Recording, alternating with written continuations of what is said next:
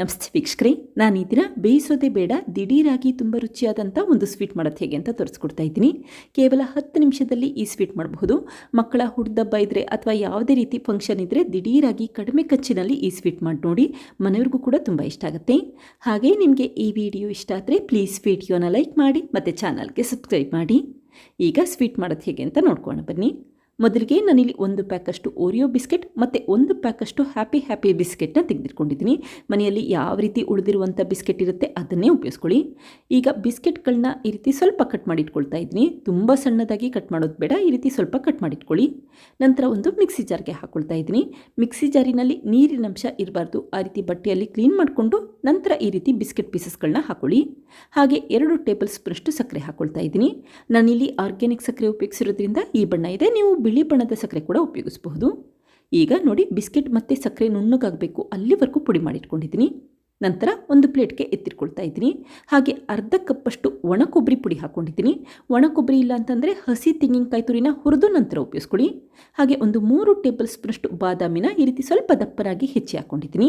ಈ ರೀತಿ ಸ್ವಲ್ಪ ಬಾದಾಮಿ ಉಪಯೋಗಿಸೋದ್ರಿಂದ ಸ್ವೀಟ್ ಇನ್ನೂ ರುಚಿಯಾಗಿರುತ್ತೆ. ಬೇಕಿದ್ರೆ ಉಪಯೋಗಿಸಿ, ಬೇಡ ಅಂತಂದರೆ ನೀವಿಲ್ಲಿ ಗೋಡಂಬಿ ಕೂಡ ಉಪಯೋಗಿಸಬಹುದು ಅಥವಾ ಹಾಗೆ ಕೂಡ ಈ ಸ್ವೀಟ್ನ ಮಾಡ್ಕೋಬಹುದು. ಈಗ 1-2 ಟೇಬಲ್ ಸ್ಪೂನಷ್ಟು ಬಿಸಿ ಮಾಡಿ ತಣ್ಣಗಿರುವಂಥ ಹಾಲನ್ನು ಹಾಕಿ ಮಿಕ್ಸ್ ಮಾಡ್ಕೊಳ್ತಾ ಇದ್ದೀನಿ. ಹಾಲು ಹಾಕಬೇಕಾದ್ರೆ ಜಾಸ್ತಿ ಹಾಕ್ಲಿಕ್ಕೆ ಹೋಗಬೇಡಿ, ಬೇಗ ತೆಳುವಾಗುತ್ತೆ. ಸ್ವಲ್ಪನೇ ಹಾಕಿ ನಿಧಾನಕ್ಕೆ ಮಿಕ್ಸ್ ಮಾಡಿಟ್ಕೊಳ್ಳಿ. ಹಾಗೆ ಈ ಸ್ವೀಟ್ ಮಾಡಬೇಕಾದ್ರೆ ಸಕ್ಕರೆನೂ ಅಷ್ಟೇ ಜಾಸ್ತಿ ಹಾಕ್ಲಿಕ್ಕೆ ಹೋಗಬೇಡಿ, ಕೇವಲ 2 ಚಮಚ ಸಕ್ಕರೆ ಉಪಯೋಗಿಸಿದ್ರೆ ಸಾಕು. ಬಿಸ್ಕೆಟಲ್ಲೇ ಸಿಹಿ ಅಂಶ ಇರೋದ್ರಿಂದ ಆದಷ್ಟು ಕಡಿಮೆ ಪ್ರಮಾಣದಲ್ಲಿ ಸಕ್ಕರೆ ಹಾಕಿ ಮಿಕ್ಸ್ ಮಾಡಿಟ್ಕೊಳ್ಳಿ. ಈಗ ಚೆನ್ನಾಗಿ ಮಿಕ್ಸ್ ಮಾಡ್ಕೊಳ್ತಾ ಇದ್ದೀನಿ. ನೋಡಿ, ಉಂಡೆ ಕಟ್ಲಿಕ್ಕೆ ಆಗಬೇಕು ಅಷ್ಟು ಪ್ರಮಾಣದಲ್ಲಿ ಹಾಲನ್ನು ಉಪಯೋಗಿಸಿದ್ರೆ ಸಾಕು.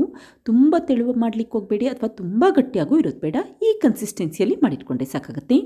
ಈಗ ಮಾಡಿಟ್ಟಂಥ ಈ ಸ್ವೀಟ್ ಮಿಶ್ರಣದಲ್ಲಿ ಸ್ವಲ್ಪ ಭಾಗ ತೆಗೆದಿಟ್ಕೊಂಡು ಉದ್ದವಾಗಿ ಮಾಡಿಟ್ಕೊಳ್ತಾ ಇದ್ದೀನಿ. ಹಾಗೆ ನಿಮಗೆ ಯಾವ ಶೇಪ್ ಬೇಕೋ ಆ ಶೇಪಲ್ಲಿ ಈ ಸ್ವೀಟ್ನ ಮಾಡ್ಕೋಬಹುದು. ಇದೇ ರೀತಿ ಮಾಡ್ಕೋಬೇಕು ಅಂತೇನಿಲ್ಲ, ನಾನಿಲ್ಲಿ ಸ್ವಲ್ಪ ಉದ್ದವಾಗಿ ಮಾಡಿಟ್ಕೊಳ್ತಾ ಇದ್ದೀನಿ. ಇದೇ ರೀತಿ ಉಳಿದಿರುವಂಥ ಸ್ವೀಟ್ ಮಿಶ್ರಣದಲ್ಲಿ ಉದ್ದವಾಗಿ ಮಾಡಿಟ್ಕೊಳ್ತಾ ಇದ್ದೀನಿ. ನೀವು ಈ ಸ್ವೀಟ್ನ ಹೀಗೆ ಕೂಡ ತಿನ್ನಲಿಕ್ಕೆ ಕೊಡಬಹುದು, ತುಂಬಾ ರುಚಿಯಾಗಿರುತ್ತೆ. ನಿಮಗೆ ಈ ಸ್ವೀಟ್ ನೋಡಲಿಕ್ಕೆ ಚೆನ್ನಾಗಿ ಕಾಣಲಿ ಮತ್ತು ಇನ್ನೂ ರುಚಿಯಾಗಿರಲಿ ಅಂತಂದರೆ ಮೆಲ್ಟ್ ಮಾಡಿರುವಂಥ ಚಾಕ್ಲೇಟಲ್ಲಿ ಡಿಪ್ ಮಾಡಿಟ್ಕೊಳ್ಳಿ, ಆವಾಗ ಇನ್ನೂ ರುಚಿಯಾಗಿರುತ್ತೆ. ಈಗ ಒಂದು ಬಟ್ಲಲ್ಲಿ ತುಂಬ ಬಿಸಿ ಇರುವಂಥ ನೀರನ್ನು ಹಾಕ್ಕೊಂಡಿದ್ದೀನಿ. ನಂತರ ಮತ್ತೊಂದು ಬಟ್ಲನ್ನು ಈ ರೀತಿ ಜೋಡಿಸಿಟ್ಕೊಂಡಿದ್ರೆ ಅರ್ಧ ಕಪ್ಪಷ್ಟು ಚಾಕ್ಲೇಟ್ ಹಾಕ್ಕೊಳ್ತಾ ಇದ್ದೀನಿ. ನೀವು ಯಾವುದಾದ್ರೂ ಕ್ಯಾಡ್ಬರೀಸ್ ಚಾಕ್ಲೇಟ್ನ ಉಪಯೋಗಿಸಬಹುದು. ನಂತರ ಅರ್ಧ ಟೇಬಲ್ ಸ್ಪೂನಷ್ಟು ತೆಂಗಿನೆಣ್ಣೆ ಹಾಕಿ ಮಿಕ್ಸ್ ಮಾಡ್ಕೊಳ್ತಾ ಇದ್ದೀನಿ. ತೆಂಗಿನೆಣ್ಣೆ ಇಲ್ಲ ಅಂತಂದರೆ ತುಪ್ಪ ಅಥವಾ ಬೆಣ್ಣೆ ಉಪಯೋಗಿಸ್ಕೊಳ್ಳಿ. ಈಗ ನೀರಿನ ಬಿಸಿಯ ಶಾಖದಲ್ಲಿ ಈ ರೀತಿ ಚಾಕ್ಲೇಟ್ನ ಮೆಲ್ಟ್ ಮಾಡ್ಕೊಳ್ತಾ ಇದ್ದೀನಿ. ನಿಮಗೆ ಎಷ್ಟು ಬೇಕೋ ಅಷ್ಟು ಪ್ರಮಾಣದಲ್ಲಿ ಚಾಕ್ಲೇಟ್ನ ಉಪಯೋಗಿಸಬಹುದು, ಇಷ್ಟೇ ಉಪಯೋಗಿಸಬೇಕು ಅಂತೇನಿಲ್ಲ. ಅಕಸ್ಮಾತ್ ನಿಮ್ಗೇನಾದರೂ ಈ ಮೆಲ್ಟ್ ಮಾಡಿರುವಂಥ ಚಾಕ್ಲೇಟ್ ತುಂಬ ಗಟ್ಟಿಯಾಗಿದೆ ಅನಿಸಿದ್ರೆ 1 ಟೇಬಲ್ ಸ್ಪೂನಷ್ಟು ಬಿಸಿ ಮಾಡಿ ತಣ್ಣಗಿರುವಂಥ ಹಾಲನ್ನು ಹಾಕಿ ಮಿಕ್ಸ್ ಮಾಡಿಟ್ಕೊಳ್ಳಿ, ಆವಾಗ ಮೆಲ್ಟ್ ಮಾಡಿರುವಂಥ ಚಾಕ್ಲೇಟ್ ಈ ರೀತಿ ತೆಳುವಾಗುತ್ತೆ. ಈಗ ಮಾಡಿಟ್ಟಂಥ ಸ್ವೀಟ್ನ ಈ ರೀತಿ ಮೆಲ್ಟ್ ಮಾಡಿರುವಂಥ ಚಾಕ್ಲೇಟಲ್ಲಿ ಚೆನ್ನಾಗಿ ಡಿಪ್ ಮಾಡಿಟ್ಕೊಂಡಿದ್ದೀನಿ. ನಂತರ ಒಂದು ಬೇಕಿಂಗ್ ಪೇಪರ್ ಮೇಲೆ ಜೋಡಿಸಿಟ್ಕೊಳ್ತಾ ಇದ್ದೀನಿ. ಹಾಗೆ ಕೊನೆಯದಾಗಿ ಸ್ವಲ್ಪ ಕಟ್ ಮಾಡಿರುವಂಥ ಬಾದಾಮಿಯಿಂದ ಡೆಕೋರೇಟ್ ಮಾಡಿಟ್ಕೊಂಡಿದ್ದೀನಿ. ನಂತರ ಈ ಪ್ಲೇಟ್ನ ಫ್ರೀಝರಲ್ಲಿ ಒಂದು 5 ನಿಮಿಷ ಸೆಟ್ ಆಗಲಿಕ್ಕೆ ಹಾಗಿಟ್ಬಿಡಿ. ಕೇವಲ 5 ನಿಮಿಷ ಇಟ್ಟರೆ ಸಾಕು, ಸ್ವೀಟ್ ಬೇಗ ಗಟ್ಟಿಯಾಗಿಬಿಡುತ್ತೆ. ಈಗ ನೋಡಿ, ಸ್ವೀಟ್ ಮೇಲ್ಭಾಗದ ಲೇಯರ್ ಚಾಕ್ಲೇಟ್ ಇರುತ್ತಲ್ಲ ಅದೆಲ್ಲ ಚೆನ್ನಾಗಿ ಗಟ್ಟಿಯಾಗಿದೆ, ಆವಾಗಷ್ಟೇ ಫ್ರೀಝರಿಂದ ಹೊರಗಡೆ ಎತ್ತಿಟ್ಕೊಳ್ಳಿ. ಈಗ ಮಾಡಿಟ್ಟಂಥ ಈ ಸ್ವೀಟ್ನ ಒಂದು ಪ್ಲೇಟ್ಗೆ ಸರ್ವ್ ಮಾಡಿಟ್ಕೊಂಡಿದ್ದೀನಿ. ನೋಡಿ ಎಷ್ಟು ಪರ್ಫೆಕ್ಟಾಗಿ ಬಂದಿದೆ ಅಂತ ಗೊತ್ತಾಗ್ತಾ ಇದೆ.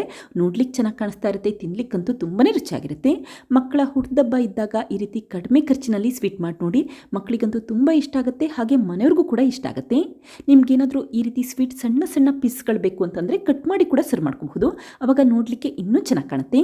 ಈಗ ಉಳಿದಿರುವಂಥ ಸ್ವೀಟ್ನ ಈ ರೀತಿ ಕಟ್ ಮಾಡ್ಕೊಳ್ತಾ ಇದ್ದೀನಿ. ಹಾಗೆ ಈ ಸ್ವೀಟ್ನ ನೀವು ಫ್ರಿಜ್ಜಲ್ಲಿಟ್ಟರೆ 1 ವಾರದ ತನಕ ಸ್ಟೋರ್ ಮಾಡಬಹುದು. ಯಾವಾಗ ಬೇಕೋ ಆವಾಗ ಮಕ್ಕಳಿಗೆ ತಿನ್ನಲಿಕ್ಕೆ ಕೊಡಬಹುದು.